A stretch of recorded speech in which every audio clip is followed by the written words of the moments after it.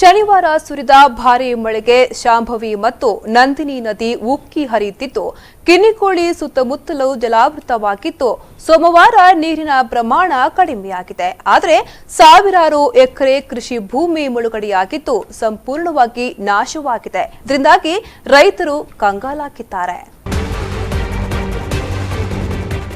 ಕೆಮ್ರಲ್ ಗ್ರಾಮ ಪಂಚಾಯತ್ ವ್ಯಾಪ್ತಿಯ ಅತ್ತೂರು ಬಯಲು ಮಹಾಗಣಪತಿ ಮಂದಿರದ ರಸ್ತೆ ಮುಳುಗಡೆಯಿಂದ ವಾಪಸ್ಸಾಗಲು ಸಾಧ್ಯವಾಗದೆ ಮಂದಿರದಲ್ಲಿದ್ದ 2 ಕಾರು ಮತ್ತು 1 ಬೈಕ್ ಮುಳುಗಡೆಯಾಗಿದೆ.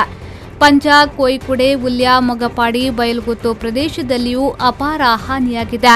ಕೆಲೆಂಚೂರಿನಲ್ಲಿ ನೆರೆಯಿಂದ ಅಪಾಯದಲ್ಲಿರುವ ಕುಟುಂಬಕ್ಕೆ ಗಂಜಿ ಕೇಂದ್ರ ತೆರೆದಿದ್ದು ನೀರಿನ ಮಟ್ಟ ಕಡಿಮೆಯಾದ ನಂತರ ಜನ ವಾಪಸ್ಸಾಗಲಿದ್ದಾರೆ. ತಮ್ಮ ದನ ಕರುಗಳನ್ನು ಗಂಜಿ ಕೇಂದ್ರಕ್ಕೆ ತರಲಾಗಿದೆ. ಬಳಕುಂಜಿಯಲ್ಲಿ ಮುಗೇರ ಬಯಲು ಸಂಪರ್ಕ ಕಲ್ಪಿಸುವ ರಸ್ತೆ ಜಲಾವೃತಗೊಂಡಿದ್ದು ಇದೀಗ ಕಡಿಮೆಯಾಗುತ್ತಿದೆ. ಬಳಕುಂಜಿಯಲ್ಲಿ ನೆರೆಯಿಂದ ಕವತ್ತಾರು ವಿಷ್ಣುಮೂರ್ತಿ ದೇವಸ್ಥಾನ ಮತ್ತು ದೇಂದಡ್ಕ ಮಹಾಲಿಂಗೇಶ್ವರ ದೇವಸ್ಥಾನಕ್ಕೆ ಸಂಪರ್ಕ ಕಲ್ಪಿಸುವ ರಸ್ತೆ ಮುಳುಗಿ ಹಾನಿಯಾಗಿದೆ.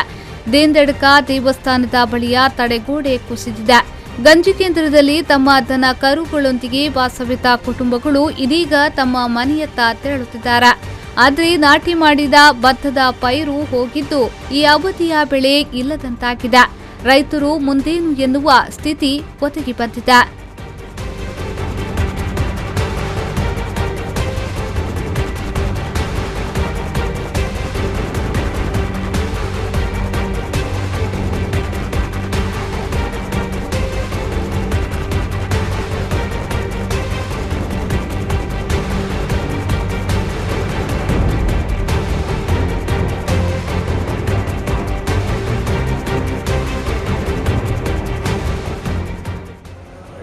ಜಿಲ್ಲೆಯ ಮಂಗಳೂರು ತಾಲೂಕಿನ ಮುಲ್ಕಿ ಹೋಬಳಿಯ ಕಿಲಂಜೂರು ಗ್ರಾಮದಲ್ಲಿ ಕಳೆದ 2 ದಿನಗಳಿಂದ ಭಾರೀ ಮಳೆಯಿಂದಾಗಿ ಅಪಾರ ಕೃಷಿಕರ ಭತ್ತದ ಕೃಷಿ ಸಂಪೂರ್ಣವಾಗಿ ನಾಶವಾಗಿದೆ.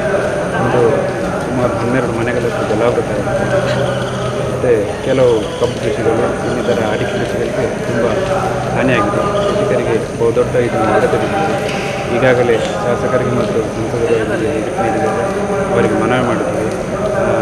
ಆದಷ್ಟು ಬೇಗ ತುರ್ತು ಪರಿಸ್ಥಿತಿಯ ತುರ್ತು ನಿಗಮದಿಂದ ಆದಷ್ಟು ಹಣವನ್ನು ಬಿಡುಗಡೆ ಮಾಡ್ತೇವೆ ಅಂತ ಭರವಸೆ ನೀಡಿದೆ. ಜಲಾವೃತಗೊಂಡ ಪ್ರದೇಶಕ್ಕೆ ಸಂಸದ ನಳಿನ್ ಕುಮಾರ್ ಕಟೀಲ್, ಮುಲ್ಕಿ ಮೂಡಬಿದ್ರೆ ಶಾಸಕ ಉಮಾನಾಥ್ ಕೋಟ್ಯಾನ್, ಜಿಲ್ಲಾ ಪಂಚಾಯತ್ ಉಪಾಧ್ಯಕ್ಷೆ ಕಸ್ತೂರಿ ಪಂಚಾ, ಮುಲ್ಕಿ ವಿಶೇಷ ತಹಶೀಲ್ದಾರ್ ಮಾಣಿಕ್ಯ, ಜಿಲ್ಲಾಧಿಕಾರಿ ಸಸಿಕಾಂತ್ ಸೆಂಥಿಲ್, ಕಂದಾಯ ನಿರೀಕ್ಷಕ ದಿಲೀಪ್ ರೋಡ್ಕರ್, ಗ್ರಾಮ ಕರ್ಣಿಕರಾದ ಪ್ರದೀಪ್ ಶೆಣೈ, ಕಿರಣ್, ಸಂತೋಷ್, ಮಂಜುನಾಥ್, ಪಂಚಾಯತ್ ಅಭಿವೃದ್ಧಿ ಅಧಿಕಾರಿ ರಮೇಶ್ ರಾಥೋಡ್ ಮೊದಲಾದವರು ಭೇಟಿ ನೀಡಿದ್ದಾರೆ.